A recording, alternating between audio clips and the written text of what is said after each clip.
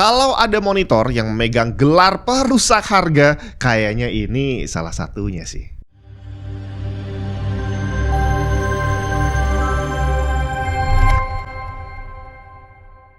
Acer Nitro VG240Y. Saya sendiri sampai bingung karena ada banyak versinya gitu ya. Ada yang 75Hz, ada yang 180, dan ini yang versi 200Hz, bre. Jadi mungkin nanti ke depannya setiap 10Hz akan muncul tipe monitor baru. Luar biasa. Ini adalah Acer Nitro VG240Y X1 yang saya dapat dengan harga 1,6 jutaan dan dia udah punya refresh rate 200Hz. Ini lumayan bikin kaget soalnya waktu saya cek harga Lenovo Legion R24E yang tempo hari udah sempat saya tes, harganya juga masih 1,6 jutaan, cuma dia 180Hz. Nah, kira-kira apakah monitor ini dengan refresh rate yang sedikit lebih tinggi, dia bisa punya performance yang bersaing atau jangan-jangan ada yang dikorbanin biar bisa jualan 200Hz?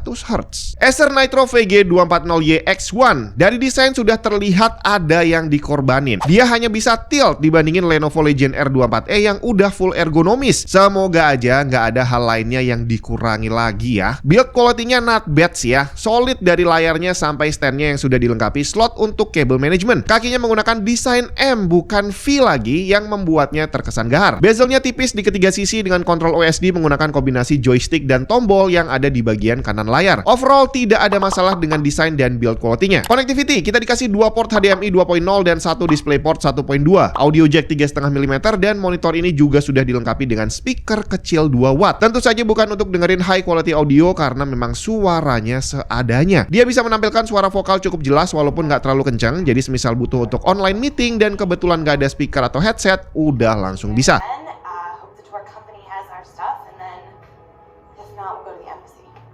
So glad you pointed that out. You know, will you stop it? What? Stop acting like it's all my fault. I hate to point out the obvious, but... Okay, then stop acting like I'm some ditzy, clumsy fool. Untuk spesifikasinya yang bikin bingung, di website resminya ada banyak versi VG240Y, tapi yang X1 ini malah speknya tidak tertulis lengkap. Jadi saya mesti lihat dari lapak online. Kita cek di official store-nya Acer aja kali ya. Tertulis ukuran layarnya 23,8 inci menggunakan panel IPS, resolusi Full HD dengan refresh rate overclock to 200Hz. Saya nggak ngerti maksudnya overclock itu gimana, soalnya di setting Windows opsi 200Hz-nya bisa langsung dipilih. Response time diklaim setengah milisekund GTG yang sepertinya nggak mungkin untuk sebuah monitor IPS. HDR10 support, color gamut 99% sRGB dengan brightness maksimum 250 nits. Sekarang kita lihat aktual performance-nya. Kita mulai dari yang paling penting, gaming performance. Acer Nitro VG240Y X1 ini punya dua mode untuk merubah response time. Gray to Gray yang dinamakan overdrive dan MPRT yang dinamakan VRB. Pada setting overdrive tidak aktif, response time-nya udah cukup bagus sebenarnya. Respons tercepat hanya 2,7 milisekund dengan average 6 milisekund pada refresh rate maksimum 200Hz. Tentu saja tidak ada overshoot di sini. Naik satu level, overdrive normal ini adalah setting paling bagus karena respons tercepatnya jadi 1,8 milisekund dengan average jadi 4,35 milisekund dan masih tanpa overshoot sama sekali. Dan ini adalah setting yang wajib diaktifkan, bre. Jangan mencoba overdrive ekstrim karena kondisinya langsung berbalik 180 derajat. Aktual penampakannya pada overdrive off udah cukup bagus seperti ini. Ghosting yang muncul cukup tipis, tapi saat menggunakan overdrive normal, ghostingnya jadi semakin tipis. Kalau coba-coba naik ke ekstrim malah jadi parah, inverse ghosting semua, bre. Berikutnya VRB untuk merubah MPRT yang selama ini nggak pernah enak dilihat. Pada setting VRB normal terukur responsnya hanya 2,8 milisekund, sedangkan pada setting tertinggi ekstrim terukur 1,6 milisekund. Tapi pada kondisi ini layar akan terlihat redup banget karena dari total 5 milisekund cycle refresh rate-nya, backlight-nya hanya nyala 1,6 milisekund aja, sisanya mati. Ditambah lagi deviasi terang gelapnya mencapai 560% yang artinya berpotensi bikin mual atau pusing untuk orang yang sensitif. Udah gitu hasil aktualnya juga nggak pernah bagus. Kita bandingin ya. Ini adalah gambar UFO saat overdrive ataupun VRB-nya off.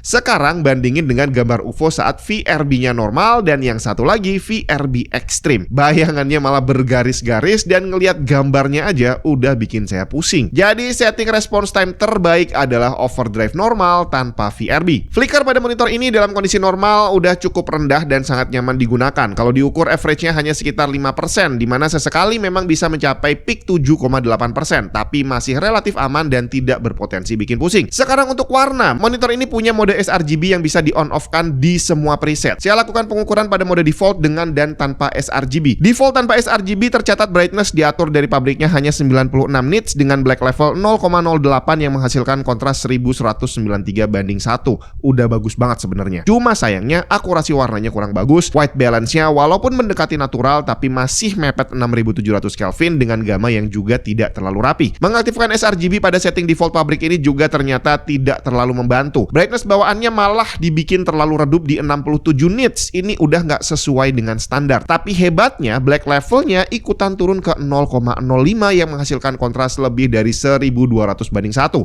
Luar biasa. Pada brightness rendah ini umumnya monitor lain di harga yang sama kontrasnya langsung bubar bre, karena blacknya nggak ikutan turun. Cuma di sini sayangnya akurasi warnanya masih kurang bagus, white balance-nya udah oke, mepet 6500 Kelvin tapi gamanya masih kurang rapi. Jadi kalau cari warna, kalibrasi adalah wajib hukumnya, dimana saya lakukan kalibrasi dengan setting sRGB aktif pada brightness 120 nits. Terlihat black levelnya bisa mengikuti dengan baik sehingga kontras rasionya terjaga di kisaran 1200:1. Akurasi warna juga jadi jauh lebih bagus tanpa ada yang melenceng sama sekali. White balance-nya juga jauh lebih konsisten di 6500 Kelvin dan gamma juga jauh lebih konsisten di 2,2. Terakhir, color gamut maksimum yang dimiliki monitor ini adalah 137% sRGB atau sekitar 97% DCI-P3. Walaupun maksimum yang bisa ditampilkan hanya di kisaran 95% DCI-P3 aja. Yap, itu dia tadi monitor 1,6 jutaan yang kalau kita beli sekarang di pasaran itu kita bisa dapat yang 24 inci 180 Hz dan Acer ini